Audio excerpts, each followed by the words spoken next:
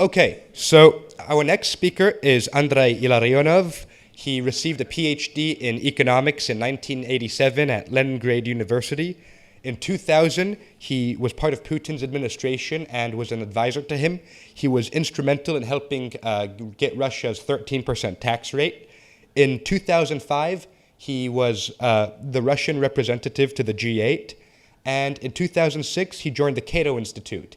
And since then, he has become a vocal opponent of President Vladimir Putin, and he participated in the Dissenters' March in Moscow. And he also he also signed an anti-Putin manifesto, which was published online. So here is Andrei Illarionov.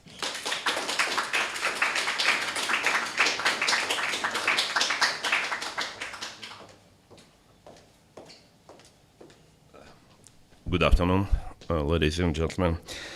Thank you for inviting me here. And now you all have an idea what does it mean Russians are coming. It's not only one Mikhail here, but me too. So just maybe not the last one. I don't know, maybe it was better to talk about Russia at once, Mikhail and me, or me and Mikhail, and after that to have a story about such a wonderful place like Liechtenstein, but okay, whatever we have. Organizers have asked me to talk about Russian economy. So, and since Russian economy is not a small one, not like a Liechtenstein economy, so that's just a big topic. So I would probably give you a very sketchy story about the Russian development, evolution of Russian economy over the last, let's say, 26, 27 years. And after that, we have Q&A, and you are very welcome to ask me any questions concerning Russian economy, Mr. Putin, or anything else. If you'd like to know some kind of the basic contour of the Russia's economy evolution over the last 27 years, I'm taking as a starting point 1989, because this is 1989 is the beginning of economic crisis in the former Soviet Union, yet that was the Soviet Union. It started in 1989, economy contracted by 3%, next year it was by 5%. In 1990 and 1991, 3% and 5%. But it was the beginning of the longest and deepest economic recession in the history of the country, and maybe one of the longest and the deepest recessions in the economic history, at least in the period when this economic performance can be measured by statistical measures. For example, you know, the Great Recession in the United States lasted 4 years, and the contraction was about, about 27 or 28%, which is by any standards quite substantial. Certainly for Greece, it's nothing so serious, because you have your own Great Recession. But Russian recession, or Soviet recession, Russian recession lasted for 9 years, from 1990 until 98. Took 9 years in a row, and the contraction in GDP was 40% from the peak to the thaw, and reduction in industrial output was 60%. And the main reason for that was not even the disintegration of the Soviet Union and the ineffectiveness of the planned economy, because as I said already, in 1990-91, the contraction of the economy was 3%, and after that 5%. Next year, in 92, it was already 15% more down. Why was such a substantial decline in economic activity?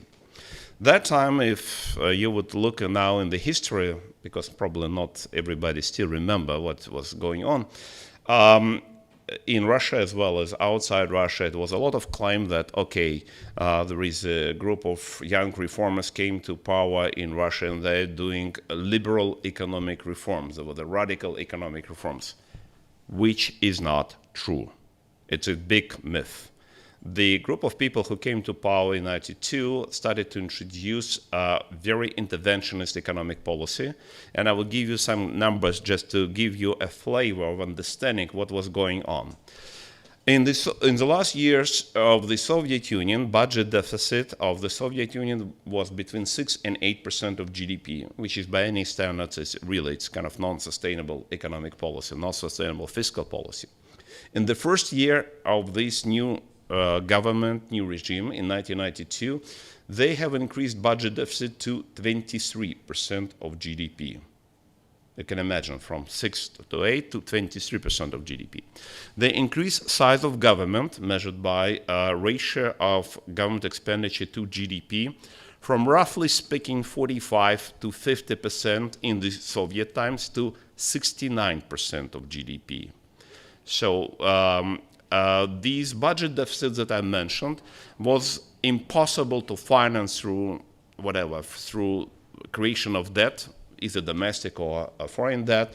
So that is why they started to print money. And there was a lot of demands from the acting head of the Russian government that time, Yegor Gaidar, to the head of the central bank to issue new credits, more and more credits.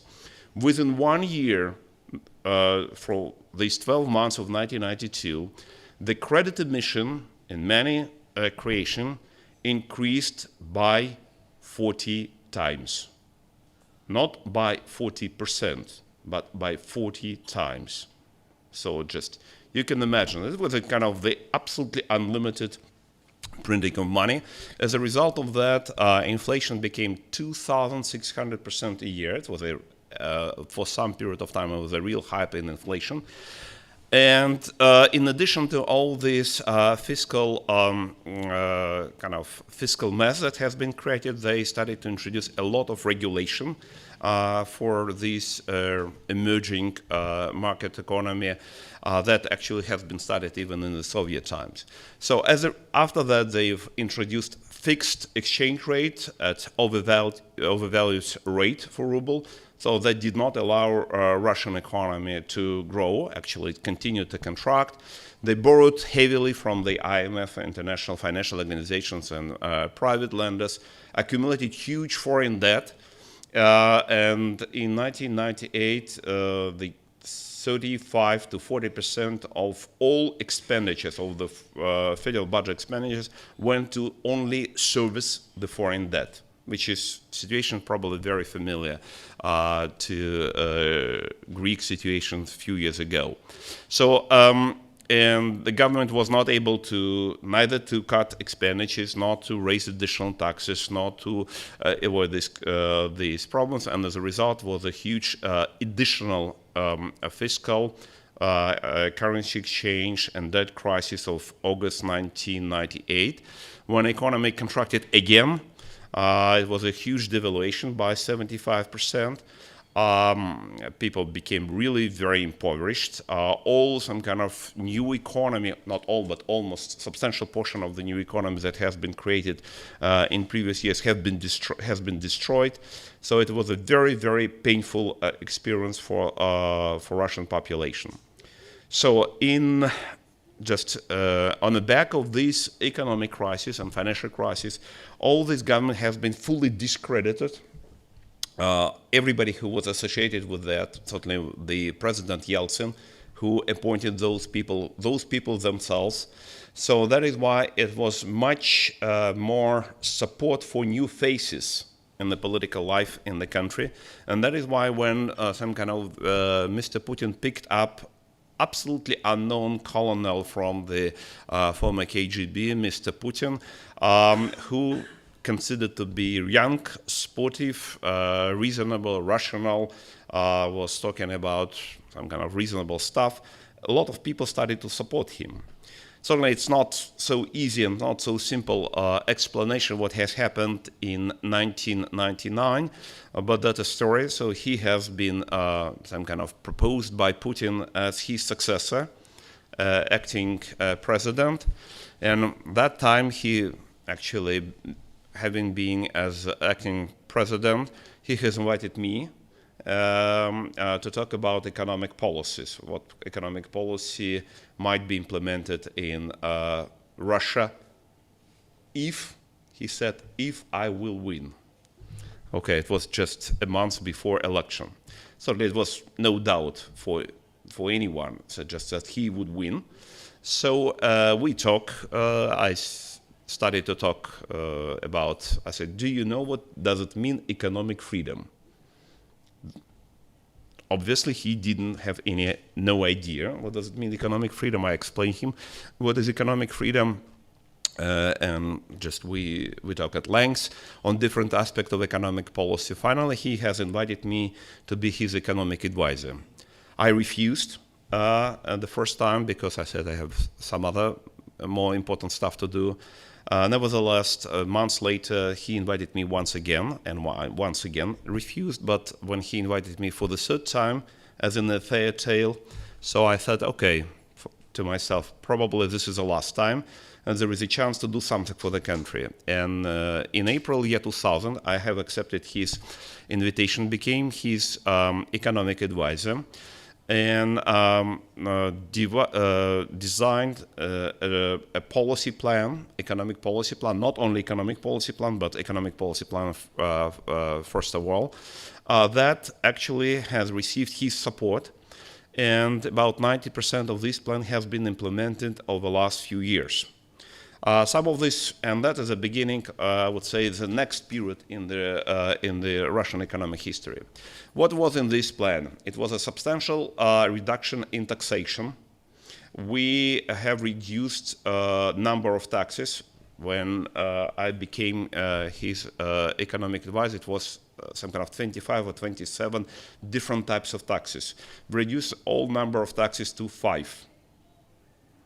We reduced tax rates, so we reduced VAT to 18%. We reduced income tax, and instead of 3 tiers income tax with the highest tax rate, 36%, we established one universal tax rate at level 13%, flat tax that we've borrowed, and it was universal for any income, for any taxpayer, for everyone.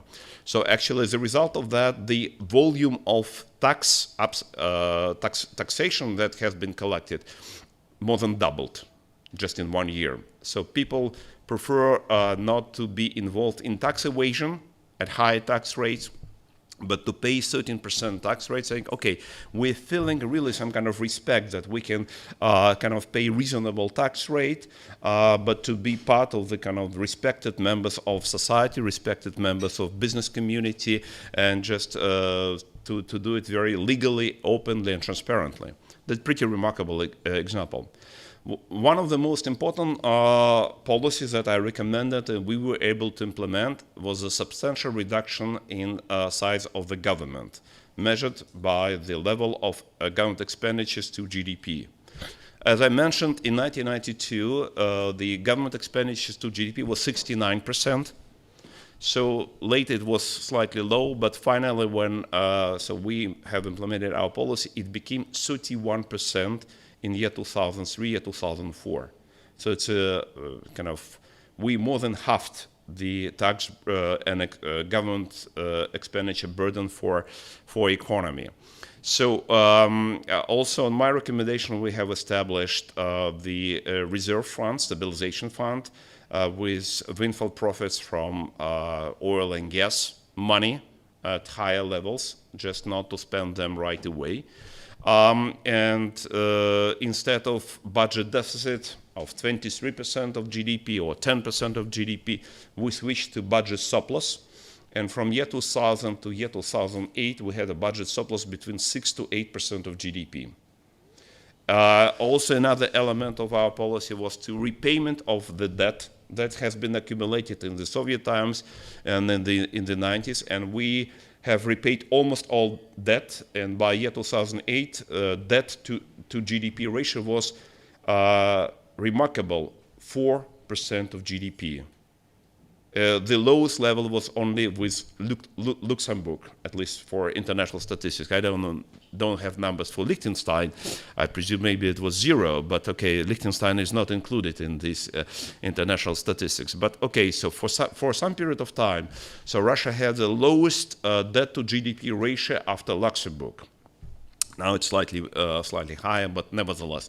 It was a substantial improvement in fiscal health. Also, it was a very substantial reduction in regulation of all kinds.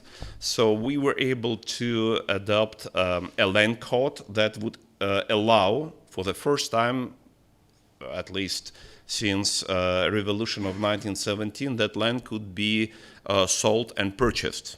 That became private property, because during the Soviet times and for 10 years after Soviet Union, it was impossible to buy and sell land. Also, we introduced a labor code that would be easy for people to hire and fire and just to get job and to find another job. So it's creating really a labor market. Also, we started pension reforms that was probably not so successful, but nevertheless, it was some attempts in the right direction. So it was a very, very substantial and comprehensive reform. Also, I saw very important for Russia to join international organizations since the Soviet Union was excluded, mostly because of the decisions of the Soviet leadership. So that is why I thought that it would be really very important that Russia would become the full-fledged member of G8. That time we were not full-fledged member. We were participating at the format 7+1. So we finally joined G8. Also, program was to join WTO, OECD, International Energy Agency, and some other organizations. So we have created this stabilization fund that allowed Russian economy at later stages to survive without substantial bounces and falls. So as a result of this policy that have been implemented in early year 2000s, Russian economy started to grow on average 7% per year. Finally, within 10 years, it doubled its GDP. Double GDP per capita. Private consumption per capita increased 2.3 times in real terms. This was the best period in economic history in the country for the whole history, or at least for measured history, since late 19th century. And the country became really substantially affluent, and this well-being came to different corners of society, to different industries, to different regions. Maybe not all of them, but maybe 90% of population definitely got something from this pretty remarkable economic growth. And after that was year 2008. I already left the government. I already left administration because of substantial differences with my boss on a number of issues, not so much on economic issues, but on political issues, on civil liberties issues, civil rights issues. After the Beslan siege, after the North-Ost siege and killing people over there, and after some kind of participating in one of the meetings at Kremlin when the leadership of the country was discussing how to steal $10 billion from the government assets. Okay, I was trying to fight with this. It was not very successful because I was alone and all others decided to steal.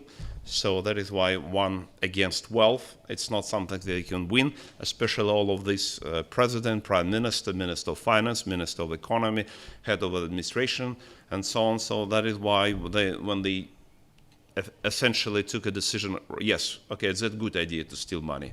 I said, okay, it's enough for me, I quit. And in December year 2005, I quit. So nevertheless, this economic policy that I was talking about continued roughly until mid-year 2008, and that brought this affluence, this prosperity to Russian citizens, to Russian economy, to the budget, and so on. But from year 2008 until today, there is another period of in economic policy, especially, and the main element is probably not even so much economic policy, even it is degrading very substantially, but political attitudes towards international environment. In year 2008, Putin started war against Georgia. In year 2013, the war against Ukraine. Last year, war in Syria. started really very serious confrontation with the West and with the rest of the world. And as a result of that, this very aggressive behavior, the Russian, and not only Russian business people within Russia, actually went to essential lockout. They stopped to invest into the country. And if you look into the numbers, that's pretty remarkable.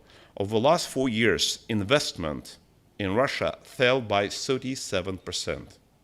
You would not find any example in the modern history, economic history, that in the looks like in the normal situation, people would start to invest into the country. And because of this some kind of absence of investment, Russian economy started to slow down very quickly. And 2.5 years ago, in April year 2014, went into recession. Went into recession that was not sparked by any kind of particular event from outside of the Russian economy, but just by the fact that the leadership of the country went to aggressive confrontation with the rest of the world. And the country is still, Russian economy is still in a recession since April year 2014 until today. As a result of that, the GDP, Russian GDP today in year 2016 is at the same level as it was in year 2008. And it's very interesting. If you look on this once again, for these last 27 years, first 9 years, it was a very substantial contraction due to interventionist economic policy, a little bit from the former Soviet Union, but mostly during this kind of new Russia, from 1990 until 1998. That the decline of GDP was more than 40%. After that, the period of very fast economic growth, which actually can be called, absolutely correctly called, economic miracle. Economic miracle on a par with whatever Chinese or Hong Kong or Singapore or Taiwan or South Korea or Greece in the 50s and 60s. It was economic miracle. 7% per year, doubling GDP per capita within 10 years until 1998.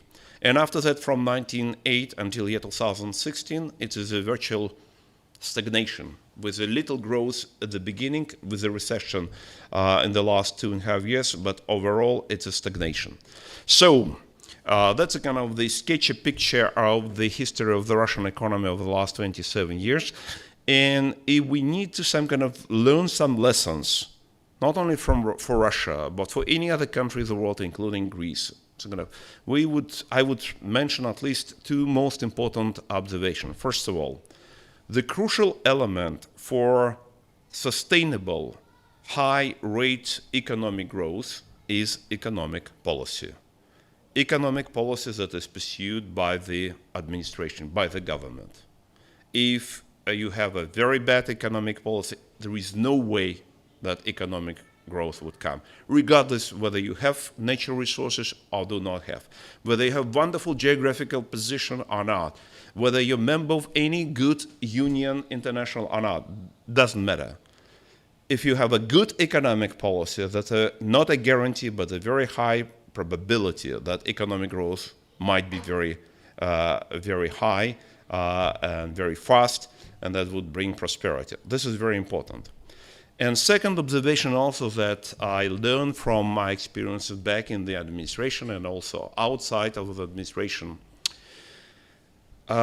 Me, myself, and many of my colleagues back in the 80s and 90s and even early year 2000s were thinking in terms of so-called materialism. I would say we were some kind of victims of Marxism that we have been forced to study in our universities back in the Soviet Union, but to very some extent, I'm sure, in many of the universities that you visited.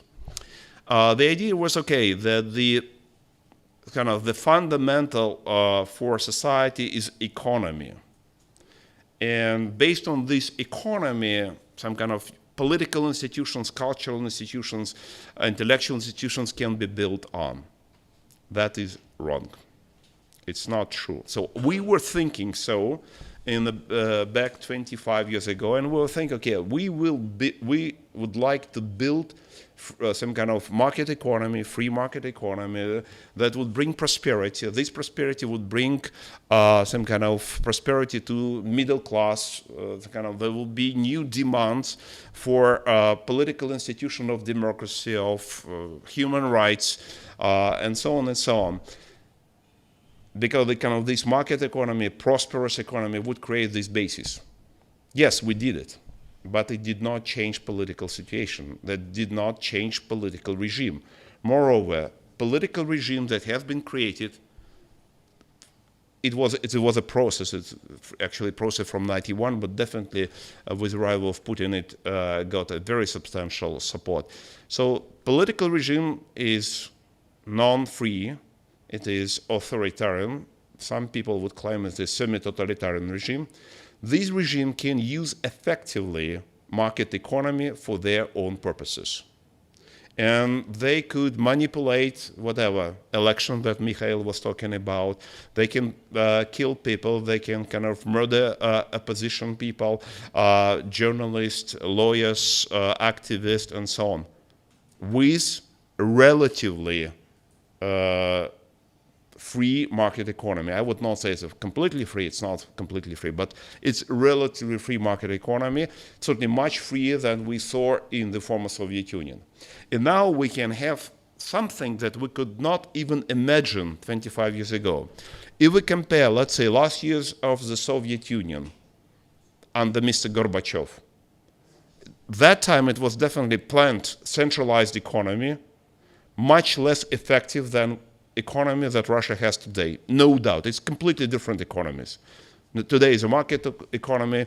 25 years ago, 27 years ago, it was a centralized, planned economy. But if you look in political freedom, it's a surprise, it's a shocking surprise. Last 3-4 years under Gorbachev was much freer than Russia today. It's incomparable. So that is why the traditional approach and traditional attitude that we can borrow from Francis Fukuyama, End of History, and from traditional way of thinking in the West, okay, the economic freedom and political freedom and civil freedoms go hand by hand. It's incorrect. No. It can be progress in one direction and can be substantial regress in the other direction. And the real picture is much more complicated than a very simple or simplistic black and white picture. And that is very important to keep in mind.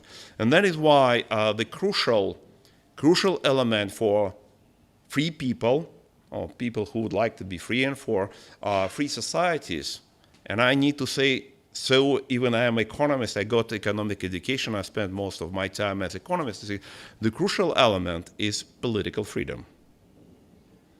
Crucial element of free society is political freedom, and this political freedom can be created by political regime that is really cherish freedom. And that is why probably not so much important who is that leader or who those leaders who cherish political freedom, who cherish civil freedom, who fight for that, who are trying to protect them. Whether it is, let's say, monarchy, like in Liechtenstein that we have learned this morning, or parliament, or some kind of political parties, it does not so much matter. What matters, whether they have these ideas or not. If they don't have these ideas in their mind, but they're ready for, even for market economy, it is not a guarantee for freedom. So that is why it's a very important element actually for libertarian discussion, because many libertarians in the West do not understand or do not recognize, or do not like to recognize that political freedom is much more important than economic freedom. Many of my friends in the West, in the United States, in Canada, in the Western Europe, they pay attention, rightly pay attention to whatever socialist policy of the European Union or regulation that is the European Union or some other countries. Yes, that's very bad. But the West is enjoying very, very important freedom, the political freedom, which some other countries on our planet do not enjoy, and many people who would like to have freedom. So that is why I think it's one of the most important conclusions and lessons that we have learned from this transition, not finished transition in Russia, very painful transition for millions of people within the Russia, and as we know, not only within Russia but outside of Russia, like people in Georgia and Ukraine who are suffering from the aggressive behavior of this imperialist regime. So that's a sketchy picture. So I would like to stop here.